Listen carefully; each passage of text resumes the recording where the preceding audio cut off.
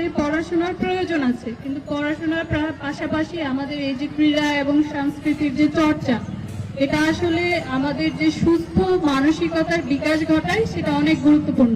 তো এই ধরনের ক্রীড়া এবং সাংস্কৃতিক চর্চা অব্যাহত থাকবে। এবং এই সাংস্কৃতিক চর্চায় আমি প্রতিটা বিদ্যালয়ে গেলেই যেটা দেখি যে আমাদের মেয়েদের অংশগ্রহণ খুব বেশি, এটা খুবই স্বস্তিদায়ক। তবে সেই সাথে ছেলেদের অংশগ্রহণ একেবারে নায়ের পর্যায়ে চলে গেছে।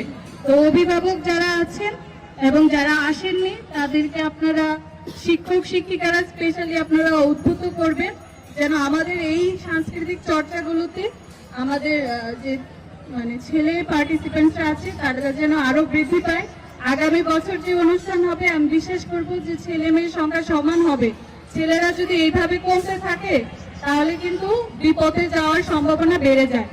সাংস্কৃতিক চর্চা আমাদের যত সমাজের নেগেটিভ জিনিসগুলো আছে, মাদক থেকে শুরু করে ক্রীড়া এবং সংস্কৃতির চর্চা কিন্তু আমাদেরকে সেই স্মার্টফোন বলেন, মাদক বলেন বা যত নেগেটিভ জিনিসগুলো আছে সেগুলো থেকে আমাদেরকে সুস্থভাবে বেড়ে ওঠার, আমাদের সন্তানরা সুস্থভাবে বেড়ে উঠবে সেটার দিকে নিয়ে যায়। তো আমি বিশ্বাস করব আমাদের শিক্ষক শিক্ষিকা এবং অভিভাবকরা আপনারা আপনাদের আমাদের যে সন্তানরা আছে আপনাদের বিদ্যালয়ের যারা শিক্ষার্থী তাদের প্রতি আরেকটু নজর দিবেন যেন মেয়েদের পাশাপাশি ছেলেরাও আমাদের এই ক্রীড়া চর্চায় আরো বেশি অংশগ্রহণ করে।